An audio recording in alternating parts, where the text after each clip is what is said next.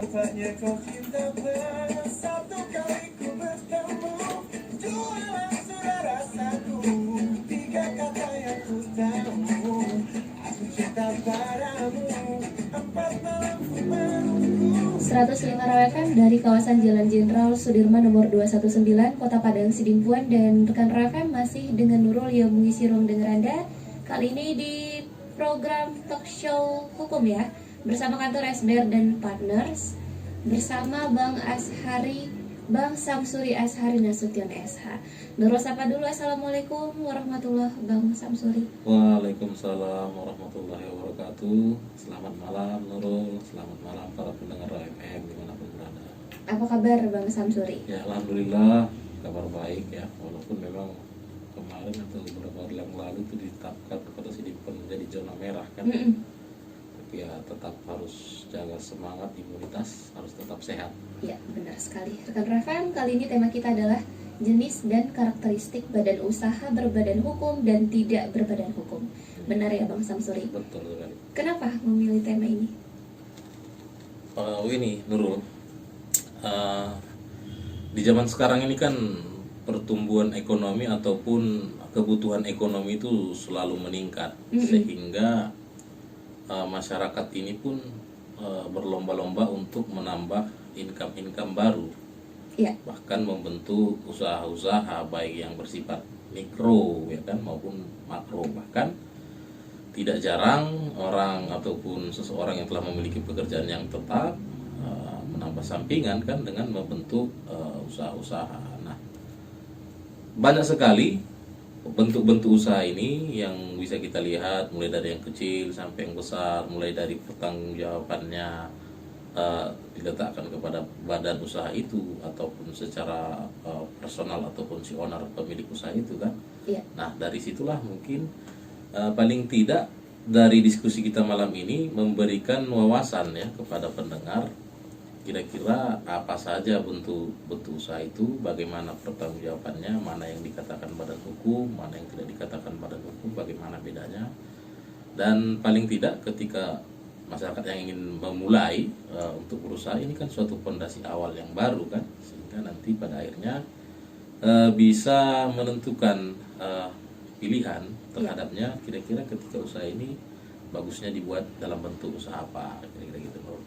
Oke, rekan Raven, Nurul juga mengundang Anda semuanya untuk bergabung di live Instagramnya Raven, di @raven Padang Sidimpuan, dan juga nanti di sesi terakhir boleh mengirimkan pertanyaan seputar tema yang sudah disebutkan tadi. Baik, Bang Samsuri, kita mulai aja. Ini dari temanya badan usaha. Apakah kemudian badan usaha harus berbentuk seperti badan? Oke, sebenarnya badan usaha itu kan secara garis besarnya, Nurul, itu dikategorikan terhadap dua hal. Yang pertama, badan usaha yang tidak berbadan hukum, dan yang satu lagi badan usaha yang berbadan hukum. Nah, paling tidak ciri antara perbedaan antara kedua ini sebenarnya simpel sekali. Yang pertama, kalau dia berbadan hukum, ini bersifat formal dan kemudian berdasarkan ketentuan-ketentuan yang sangat banyak. Sementara kalau yang tidak berbadan hukum ini bersifat tidak formal dan tidak terlalu terikat terhadap peraturan-peraturan yang banyak. Kemudian kalau yang berbadan hukum, dia biasanya mempunyai organ dan struktur dalam menjalankan usaha tersebut kan, badan tersebut.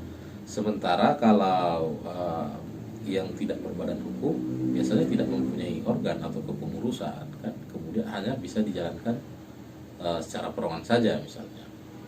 Dan yang paling penting, kalau dia misalnya berbadan hukum, pertanggungjawabannya itu terhadap si ini badan hukum itu, artinya misalnya ketika ada kerugian secara material misalnya, kerugian itu hanya bisa dikejar berdasarkan modal daripada aset daripada bentuk usaha itu, perusahaan itu kan.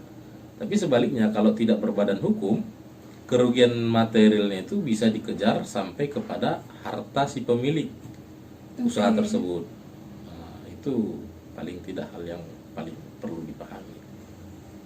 Kalau untuk contohnya Bang Samsuri? Jadi kalau badan pertama saya mulai dari ini ya, badan usaha yang tidak mempunyai badan hukum kan. Oke. Itu ada beberapa bentuk. Yang pertama itu kita kenal dengan perusahaan perseorangan. Nah, kalau perusahaan perseorangan ini cirinya tentu ini dikelola oleh satu orang saja atau di dalam kerabat kekeluargaan, satu keluarga gitulah kan. Kemudian modalnya juga relatif tidak besar. Iya. Kemudian pendiriannya juga tidak susah kan. Misalnya pendiriannya tidak harus didirikan berdasarkan perjanjian kan. Tidak harus dicatatkan atau dibuatkan di hadapan notaris misalnya. Tidak harus daftarkan di lembaga pemerintahan. Contohnya misalnya UD, usaha dagang. Oke. Misalnya seseorang yang membuka grosir misalnya kan. Nah, kemudian ada juga yang berbentuk atau kita perusahaan perseorangan itu biasa disingkat PO. Biasanya ini jenis usaha bus misalnya kan. Misalnya PO apa gitu kan, perusahaan bus. Jadi dia hanya dikelola secara pribadi. Kemudian tentu ketika misalnya karena dia dikelola secara pribadi, tentu keuntungan dia nikmati sendiri kan gitu. Sebaliknya ketika ada pun risiko ataupun masalah akibat daripada kegiatan usaha tersebut, dia tanggung sendiri. Nah, artinya tidak ada modal yang disetorkan dalam bentuk badan usaha itu, sehingga ketika ada kerugian misalnya secara material ya yang menanggung itu adalah si owner dari harta kekayaan si owner ini, si pengelola ini kan. Nah, itu yang kita kenal dengan perusahaan perseorangan. Nah, perusahaan perseorangan ini pun sebenarnya kalau secara administratif itu dibagi dua. Yang pertama yang wajib didaftarkan, yang kedua tidak harus didaftarkan. Nah, berdasarkan Permendagri nomor 46 tahun 2009 pasal 4 ayat 1 dikatakan perusahaan yang tidak wajib memiliki SIUP ialah perusahaan perdagangan dengan ketentuan sebagai berikut. Yang pertama cirinya usaha perorangan atau persekutuan. Yang kedua dijalankan oleh pemilik atau kerabat. Dan yang ketiga ini yang penting, modal kekayaan bersih tidak atau kurang dari 50 juta selain daripada tanah dan bangunan tempat usaha.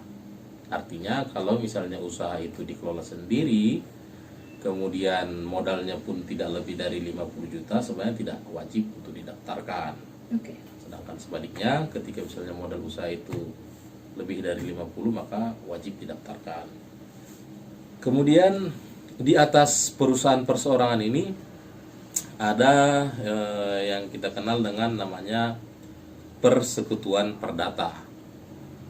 Nah, kalau persekutuan perdata ini adalah suatu bentuk kegiatan, satu bentuk badan usaha yang mana ini dibentuk berdasarkan perjanjian dua orang atau lebih di dalam hal membentuk suatu usaha, yang mana sebenarnya perjanjian itu pun tidak terlalu formal. Artinya semacam apa ya, contohnya misalnya ketika kita dan kawan-kawan, misalnya teman-teman satu SMA mendirikan satu kafe patungan gitu kan. Iya. Nah, sehingga itu merupakan suatu bentuk persekutuan perdata, dan memang sangat jarang sekali kita dengar kan. Iya. Bentuk badan usaha itu, tapi dalam sistem hukum kita sebenarnya dikenal, itu namanya persekutuan perdata. Jadi satu tingkat di atas daripada perusahaan perseorangan ini, unit dagang usaha dagang kan, UD ataupun PO gitu kan. Jadi ini satu tingkat. Kemudian sama halnya dengan perusahaan perorangan ini, ketika ada risiko, maka yang bertanggung jawab di situ adalah seluruh anggotanya kan, dan sampai kepada harta kekayaan atau harta pribadi daripada si peserta-peserta anggota ini. Kemudian di atas daripada persekutuan perdata ini ada yang kita kenal dengan firma. Iya. Nah, kalau firma ini memang lumayan sering lah kita dengarkan. Jadi firma ini adalah suatu bentuk usaha yang didirikan oleh beberapa orang dengan menggunakan nama bersama. Nah, biasanya kalau firma ini itu terhadap suatu jenis kegiatan usaha yang hampir sama. Sebagai contoh, misalnya kantor hukum. Jadi kantor hukum itu bisa merupakan suatu bentuk usaha yang bisa kita buat dalam bentuk usaha yang dinamakan firma. Misalnya di dalam kantor hukum itu sepakat antara di dalam kantor hukum itu bernama firma hukum A misalnya. Nah, di dalam firma hukum A itu misalnya ada notaris, ada pengacara, ada jasa pengurusan izin. Nah, di antara beberapa sekutu-sekutu ini membentuk suatu badan usaha yang mana mempunyai satu nama. Iya. Nah, Sebentar Bang Samsuri, bedanya sama persekutuan perdata? persekutuan perdata sebenarnya tidak terlalu mempunyai perbedaan yang cukup cukup signifikan. Hanya saja kalau dia persekutuan perdata ini lebih tidak formal gitu kan. Oke. Misalnya hanya usahanya relatif tidak terlalu besar, hanya sebatas misalnya modal patungan, modal Oke. saja kan. Nah, sedangkan kalau firma ini di samping misalnya dia lebih bersifat profesional, namun juga ini biasanya jenis usahanya itu hanya mengerucut terhadap suatu jenis yang tidak yang hanya satu jenis gitulah, Spesifik. yang spesifik. Jadi tidak meluas, misalnya kalau hukum, misalnya firma hukum, misalnya kalau dan lain sebagainya. Nah, ciri-cirinya ini biasanya anggota-anggota firma ini biasanya kan tentu sudah saling kenal, sudah saling dekat. Kemudian untuk mendirikan firma itu boleh dibuat di bawah tangan, Iya. kemudian juga boleh diaktakan kan, tapi tidak merupakan suatu kewajiban, tidak merupakan suatu keharusan. Nah, kemudian tanggung jawab ini sebenarnya yang penting kalau dari sisi hukum. Kalau tanggung jawab firma ini itu tanggung jawab bersama, artinya tanggung jawab secara renteng. Misalnya contoh firma hukum, katakan misalnya yang melakukan perbuatan hukum ini terdapat kerugian misalnya dari salah satu sub bidang, misalnya dari sekutu yang berperan sebagai advokat misalnya. Iya. Nah, ketika ada kerugian yang ditimbulkannya, maka seluruh yang terkait di dalamnya ini mempunyai tanggung jawab yang sama karena memikul nama yang sama kan. Iya. Nah, jadi di situ perbedaannya. Nah, kelemahannya ini sangat gampang sekali bubarnya. Ketika salah satu orang saja misalnya keluar, maka ya bubar gitu kan. Iya. Nah, kemudian firma ini juga tidak terlalu ada ketentuan peraturan perundang-undangan yang diatur secara spesifik, sehingga tentu mengikuti ketentuan umum. Misalnya KUHD gitu kan, ketentuan undang-undang hukum dagang. Itu yang berbentuk firma. Kemudian ada yang kita kenal yang disebut dengan CV, persekutuan komanditer. Nah, memang sekilas kita menganggap bahwasannya sebenarnya CV ini adalah suatu bentuk berbadan hukum, tapi Iya. sebenarnya tidak. Ini bukan merupakan suatu bentuk usaha yang berbadan hukum. Karena apa? Karena memang di dalam CV itu tidak ada organ yang harus diharuskan. Karena hanya sebenarnya di CV ini terdiri dari dua sekutu garis besarnya. Yang pertama dia sekutu sebagai pengurus, yang kedua sebagai pemodal. Nah, tanggung jawabnya ini kepada si pengurus. Nah, artiannya kalau misalnya ada kerugian ataupun hal-hal yang mengakibatkan misalnya pembayaran ganti rugi, maka yang dikejar adalah sampai kepada harta pribadi daripada si CV ini, karena kan tidak mempunyai aset gitu kan, tidak dibebankan kepada CV-nya, tapi dibebankan kepada harta pribadinya. Nah, oleh karena itulah makanya CV ini merupakan suatu bentuk usaha yang tidak berbadan hukum. Oke. Jadi itu tadi jenis dari yang tidak berbadan hukum ya, Bang Samsuri. Iya. Nanti juga selanjutnya kita bakal bahas yang berbadan hukum. Oke, kalau begitu rekan Rafam dulu juga mengundang Anda untuk bergabung via WhatsApp ya, untuk yang ingin bertanya seputar tema jenis dan karakteristik badan usaha berbadan hukum dan tidak berbadan hukum. Tadi contohnya sudah disebutkan sama Bang Samsuri. Ada perusahaan perseorangan, persekutuan perdata, firma, dan juga CV. Ini CV ini contohnya kayak CV taksi kita gitu ya. Gitu. Oke, rekan RFM, kita bakal balik lagi nanti di segmen berikutnya. Jadi pastikan Anda tetap stay di 105 RFM, your lifestyle. 105 RFM masih dari kawasan Jalan Jenderal Sudirman nomor 219, Kota Padang Sidimpuan, dan rekan Raw masih dengan Nurul yang mengisi ruang dengar Anda di malam hari ini di talk show hukum bersama kantor SBR dan Partners bersama Bang Samsuri Ashari Nasution SH dengan tema jenis dan karakteristik badan usaha berbadan hukum dan tidak berbadan hukum. Di segmen sebelumnya rekan RFM kita sudah bahas yang tidak berbadan hukum dulu. Tadi ada perusahaan perseorangan, persekutuan perdata, firma, dan CV. Sekarang kita masuk ke badan usaha yang berbadan hukum ya Bang Samsuri? Iya, betul. Ya, silakan Bang Samsuri. Badan usaha yang berbadan hukum ini tentu kan tadi saya sudah sampaikan di awal syarat-syaratnya. Yang pertama ada organ kepengurusan, yang kemudian yang kedua itu mempunyai ketentuan atau peraturan yang begitu formal, kemudian yang ketiga terhadap tanggung jawab, misalnya risiko. Nah, kalau misalnya yang berbadan hukum, kewajiban ataupun ketika ada risiko, maka tanggung jawab untuk menyelesaikan risiko ini hanya tidak sampai kepada harta pribadi si pemilik perusahaan atau misalnya si pemegang saham. Jadi hanya terbatas aset perusahaan itu saja. Nah, itu perbedaannya. Nah, adapun contoh ataupun beberapa bentuk badan usaha yang berbentuk badan hukum adalah yang pertama kita kenal dengan PT. Iya.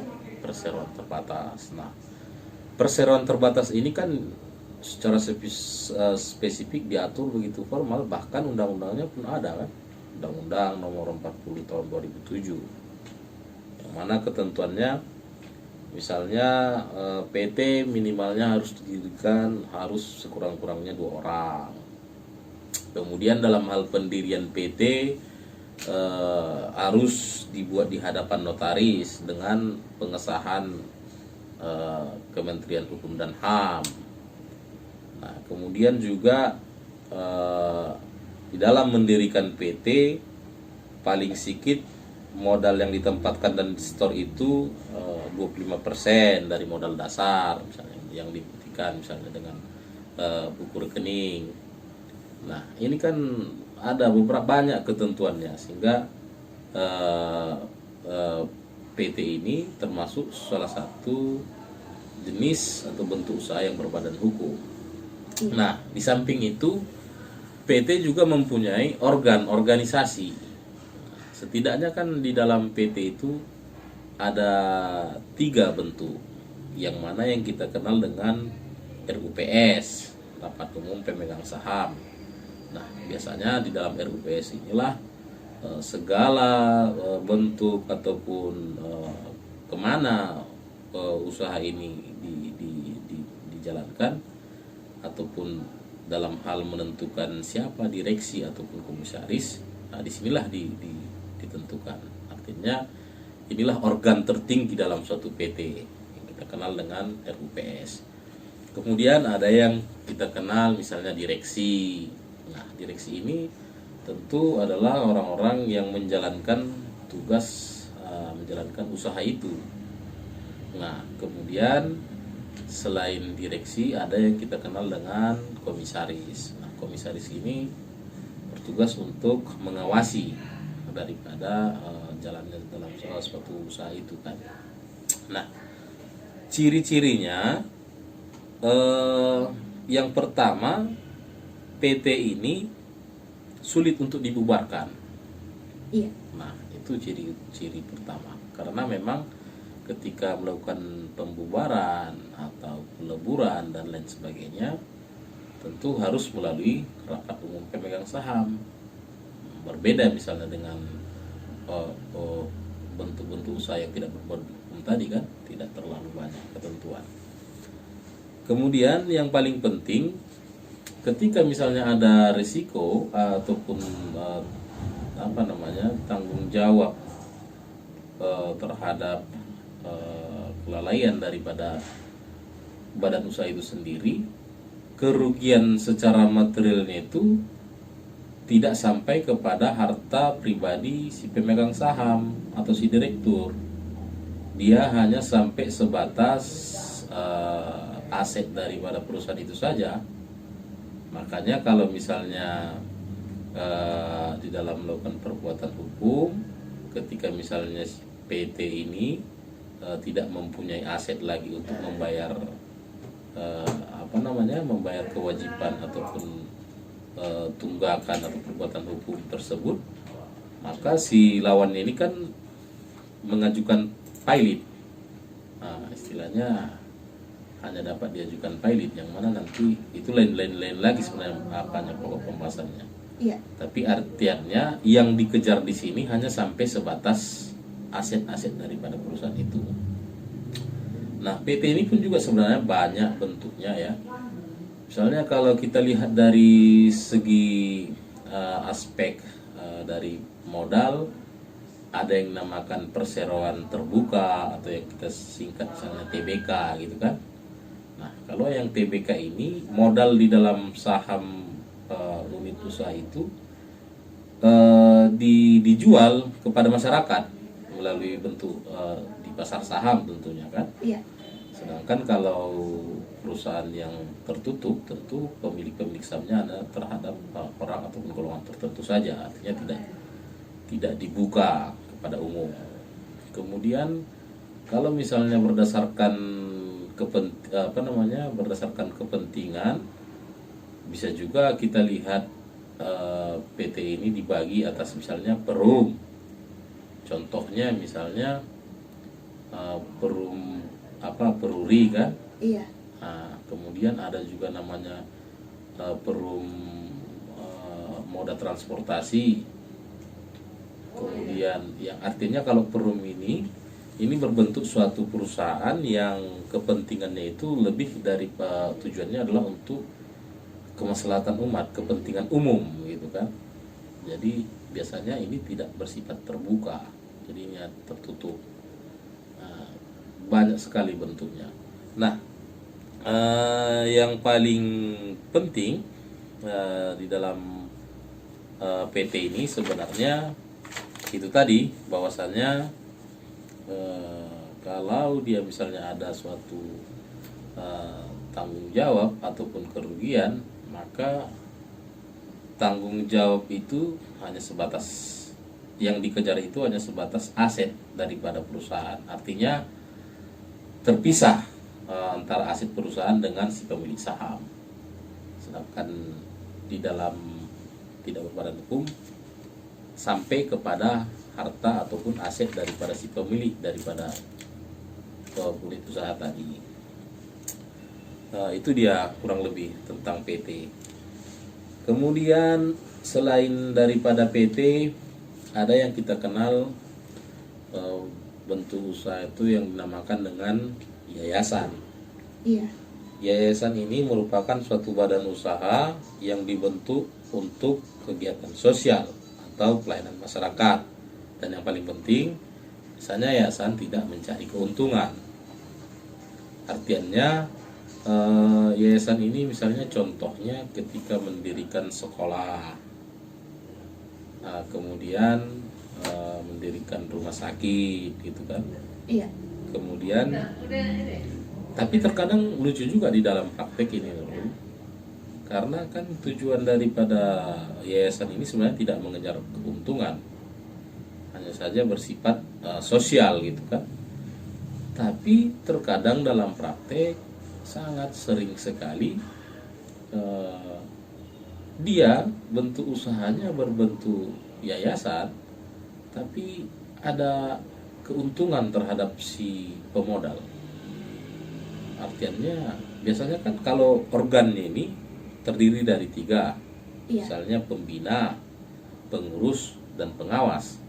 Biasanya kalau pembina ini tentu si pemodal. Misalnya kita mendirikan yayasan, katakanlah contoh misalnya membangun sekolah. Iya.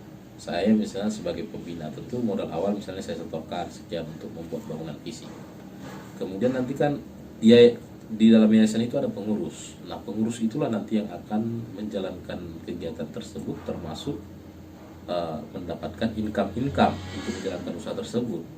Nah, masalahnya yang sering terjadi dalam praktek, terkadang kita membangun suatu usaha tersebut berbentuk yayasan, tapi kita mengharapkan keuntungan. Iya, apalagi yang biasa yang swasta ya Bang ya. Iya, apalagi yang swasta. Padahal sebenarnya kalau daripada tujuan itu kan untuk kemaslahatan umat, sosial dalam artian sosial kan, sehingga tidak mencari keuntungan. Dan yang paling menggelitik lagi ketika ada misalnya yayasan yang kita dengar rugi gitu kan. Iya. Dari mana sisi rugi yayasan? Namanya juga berbentuk sosial. Ya ketika ada orang membantu ya bagus, tak ada membantu kayak mana? Kan gitu. Jadi terkadang aneh juga. Artinya banyak orang yang menurut saya kurang memahami bagaimana sih bentuk-bentuknya. Kalau ini bentuknya tanggung jawabnya bagaimana? Ini apakah untuk mencari keuntungan atau tidak gitu? Ini untuk sosial atau bagaimana? Sehingga sering salah di dalam praktek ya. Kemudian saya katakan tadi yayasan ini ketika misalnya, nah ini cukup unik yayasan. Dalam artian kalau tadi ciri hukum bahwa ciri daripada bentuk usaha yang berbadan hukum, kalau misalnya kan terhadap risiko ketika misalnya ada kerugian ataupun perbuatan hukum yang mengakibatkan misalnya si badan usaha ini membayar ganti kerugian misalnya. Nah ini pertanggungjawabannya sampai kemana gitu kan. Nah kalau ciri berbadan hukum kan pertanggungjawabannya tadi hanya sebatas Modal. aset gitu kan, aset daripada yayasan itu kan. Nah berbeda kalau misalnya yayasan ini ternyata termasuk dikejar sampai kepada harta si pengurus, kecuali si pengurus ini mampu membuktikan bahwasanya kerugian ataupun pertanggungjawaban terhadap usaha yang dijalankan itu tidak dilakukan akibat daripada kelalaiannya. Nah, sehingga sampai batas itu harta pribadinya selamat, gitulah kurang lebih. Tapi kalau misalnya usaha atau yayasan ini terbukti memang karena kelalaiannya dalam sebagai pengurus, maka kerugian itu ditanggung atau dapat dikejar sampai kepada harta kekayaannya. Nah, itulah uniknya yayasan ini. Tapi dia termasuk yang berbadan hukum ya Bang ya? Padahal memang kalau tadi perbedaannya kan kalau berbadan hukum hanya sebatas asetnya saja kan. Iya. Itulah dia uniknya. Kemudian di samping yayasan ada yang terakhir yang kita kenal sebagai koperasi. Nah, koperasi ini sebenarnya yang cukup unik menurut ya. Bahkan sampai judul lagu pun ada gitu kan, lagu Batak gitu kan. Jadi seolah-olah orang mengartikan koperasi ini hanya sebatas pinjam meminjam. Iya. Padahal ya kalau menurut saya itu hanya suatu apa namanya ya, istilahnya arti yang sebenarnya bukan itu. Kalau koperasi ini arti yang sebenarnya adalah suatu badan usaha yang beranggotakan orang-orang atau badan hukum koperasi yang melandaskan kegiatannya pada prinsip koperasi sekaligus sebagai gerakan ekonomi rakyat yang berlandaskan atas azas kekeluargaan. Nah, ciri-cirinya tentu dia mementingkan kepentingan anggota. Nah, itu dia. Nah, artiannya koperasi ini didirikan dari beberapa anggota tertentu. Sebagai contoh, misalnya kumpulan daripada orang-orang yang tergabung dalam serikat petani misalnya. Nah, dalam serikat petani ini mereka mendirikan yang namanya koperasi. Nah, nanti koperasi ini akan memberikan contoh misalnya modal pembelian bibit gitu kan, atau modal pembelian pupuk gitu kan, yang mana keuntungan daripada si koperasi ini sebenarnya bersifat untuk kekeluargaan. Iya. Sesama anggota gitu kan, untuk membantu sesama anggota. Jadi sebenarnya tidak terlalu bersifat keuntungan, tapi lebih daripada sosial juga sebenarnya, tapi semi sosial gitulah. Nah, kemudian misalnya dalam suatu ruang lingkup di sekolah misalnya, yang mana guru-guru misalnya di pegawai-pegawai yang di sekolah itu mengumpulkan suatu modal dari gajinya, misalnya kemudian mendirikan koperasi itu menjalankan usaha dalam hal misalnya menjual-jual ATK gitu kan. Nah, iya, ketika ada misalnya hasil daripada penjualan tersebut, maka dibagi bersama gitu kan. Atau bahkan ini sangat sering sekali ketika saya sharing-sharing bersama adik-adik mahasiswa kan, tentunya yang mempunyai organisasi tertentu, saya selalu bilang organisasi ini sebenarnya harusnya kita sudah harus lebih maju, dalam artian mungkin dulu iya betul organisasi itu sikit-sikit ketika mengadakan proposal minta bantuan, sikit-sikit mengadakan proposal minta membuat kegiatan proposal. Nah, hari ini harusnya organisasi itu harus bersifat mandiri, dalam artian ya paling tidak ketika kegiatan-kegiatan yang untuk bersifat kegiatan rutinitas, organisasi ini sudah ada dana gitu kan, sudah mandiri. Nah, bentuk usaha yang cocok misalnya dalam usaha ini koperasi. Nah, misalnya dari beberapa anggota organisasi itu dikumpulkan secara sukarela misalnya kan, modalnya, kemudian organisasi itu jadikan suatu usaha yang ditentukan siapa pengurusnya. Misalnya kita sepakati keuntungan daripada usaha ini untuk menjalankan organisasi ini kan gitu. Bahkan sebenarnya beberapa ketika saya mendengar perkembangan ekonomi di media misalnya dalam hal COVID ini, justru unit kegiatan koperasi inilah yang diharapkan harusnya bergerak untuk memutar roda ekonomi itu. Karena para pengusaha misalnya dalam hal bersifat makro itu kan menyimpan modal masing-masing. Nah, sehingga yang diharapkan sebenarnya agar roda ekonomi ini tetap berjalan di lingkungan masyarakat, diharapkan itu pembentukan inilah koperasi ini dalam artian bersifat kekeluargaan gitu kan, saling menopang ini. Artinya agar ekonomi itu tetap berjalan gitu kan. Sebenarnya bagus sekali prinsip daripada koperasi ini. Namun tentu ada kelemahannya.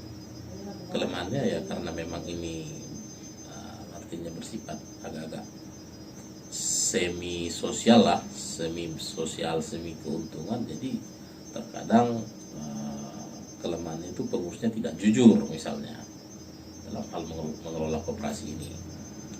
Nah, Kalau terkait dengan organ koperasi ini tentu terdiri daripada 3. Yang pertama kita kenal dengan rapat anggota, kemudian pengurus dan pengawas. Nah, hampir sama PT.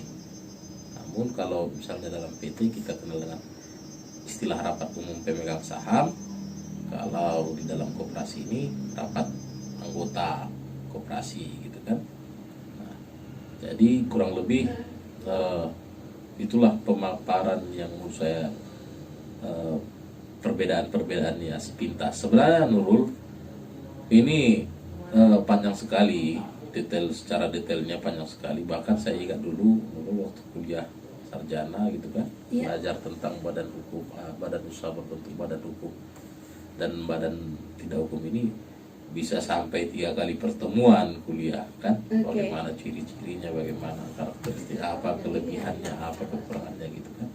Namun karena waktu kita di sini terbatas ya, paling tidak dasar-dasarnya atau pemahaman ringan, perbedaannya tentu kita sudah bisa membedakan gitu. Baik, terima kasih untuk Bang Samsuri. Nanti kita lanjutkan lagi di sesi terakhir kan RFM dengan tema masih jenis dan karakteristik badan usaha berbadan hukum dan tidak berbadan hukum. Jadi pastikan tetap stay di 105 Raw FM, your lifestyle.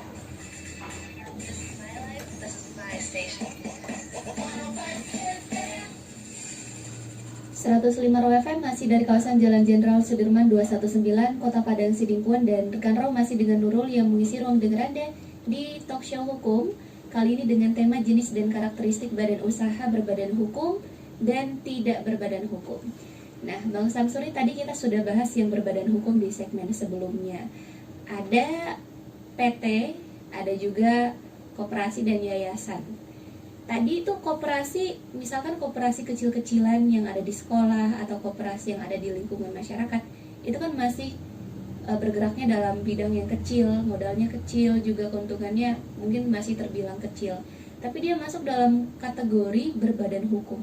Apakah kemudian perlu didaftarkan pendiriannya atau bagaimana? Atau mungkin ada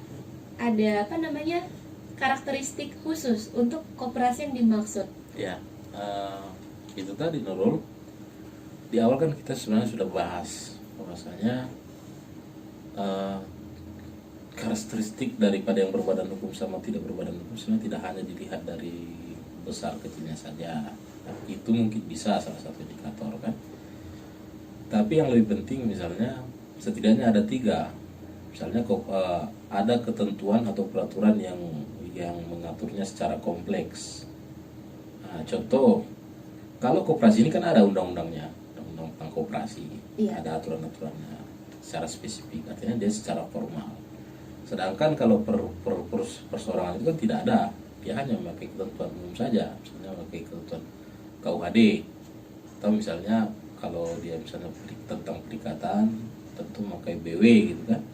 Nah kemudian kalau misalnya koperasi ini kan ada organnya, organ kepengurusan. Kan itu tadi salah satu ciri kedua. Kalau berbadan hukum ada organnya. Kalau tidak berbadan hukum tidak ada organnya. Nah, koperasi ini kan ada organnya. Ada yang dikatakan harus rapat anggota, kemudian harus ada pengurus, kemudian harus ada pengawas. Jadi kalau ketiga organ ini tidak ada, bukan koperasi namanya. Nah, makanya jangan disalahartikan misalnya orang yang memberikan pinjaman secara itu dikatakan koperasi. Tidak, dia saja mungkin yang mengatasnamakan dirinya adalah koperasi. Tapi berdasarkan ketentuan itu dia tidak termasuk kategori koperasi, karena kategori koperasi itu harus mempunyai organ, baik itu rapat anggota, kemudian ada pengurusnya dan ada pengawasnya. Sedangkan kalau perusahaan perseorangan kan tidak ada, dia bebas mau melakukan apa saja gitu misalnya kan, ketika melakukan pinjaman pada siapa, tujuan hasilnya mau kemana, modalnya berapa, mau menambah usaha apa saja kan. Kalau perseorangan bebas. Nah, kemudian yang ketiga tentu itu tadi yang pertanggungjawaban. Kalau dia tidak berbadan hukum, dia dikejar misalnya itu contoh misalnya, saya katakan ilustrasi contoh saja, misalnya dia melakukan utang piutang terhadap usaha ini, misalnya UD lah usaha dagang. Kalau misalnya si UD ini tidak mampu, maka si yang yang memberikan piutang itu dapat mengejar sampai kepada aset si pemilik usaha tadi. Kalau berbadan hukum tidak bisa. Misalnya kita mendirikan PT, kemudian si C memberikan pinjam, kita tidak mampu bayar, si C nggak bisa sita atau kejar harta pribadi saya, dia cuma bisa sampai kepada aset daripada perusahaan itu. Kurang lebih itulah perbedaan-perbedaannya.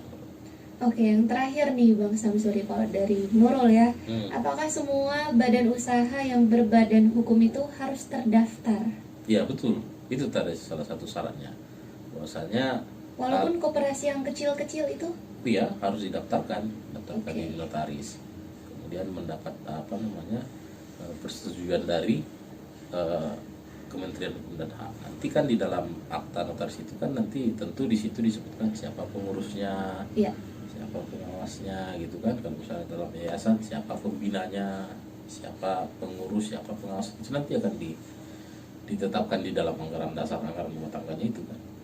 Oke, baik Bang Samsuri, kita sudah ada di menit-menit akhir, mungkin bisa disampaikan kesimpulan sekaligus closing statementnya, silakan Bang Samsuri. Kesimpulannya sebenarnya ya itu tadi, bahwasanya semakin kompleksnya kebutuhan hidup zaman sekarang ini, tentu kita selalu berlomba-lomba untuk menambah pundi-pundi baru dalam hal membentuk usaha-usaha baru sebagai tambahan income. Nah, banyak bentuk-bentuk usaha ini jangan sampai kita keliru, artinya memilih kalau ini sebenarnya lebih dominan kemana gitu kan, kemudian kalau ini pertanggungjawabannya bagaimana, ini modalnya bagaimana, ini bagi-baginya bagaimana gitu kan. Jangan sampai kita keliru, misalnya kita menginginkan keuntungan tapi kita buat yayasan misalnya kan, itu kan sudah tidak sinkron lagi. Atau sebaliknya, misalnya kita membuat hanya sebagai pemodal saja, tapi kita buat perorangan gitu kan, perusahaan perorangan kan tak mungkin. Itu dari yang menjalankan siapa ya? Yang menjalankan siapa? Nah, inilah bentuk-bentuk itu kita pahami agar misalnya sinkron dengan usaha apa yang mau kita buat. Nah, jadinya untuk mencapai tujuan-tujuan keuntungan dalam usaha itu tadi itu. Iya, baik rekan Reven, terima kasih banyak untuk Anda yang sudah menyimak talk show ini. Ya, intinya Indonesia adalah negara hukum ya. Belum assalamualaikum ya rekan Reven. Jadi ya apapun yang kita lakukan harus berdasarkan dengan undang-undang, dan itu tidak boleh disepelekan rekan Reven. Terima kasih untuk yang sudah mendengarkan, dan terima kasih untuk yang sudah ikutan bertanya via WhatsApp-nya Ro FM. Nantikan lagi talk show hukum lainnya masih di hari Jumat ya rekan Ro FM. Jadi pastikan tetap stay di 105 Ro FM, your lifestyle.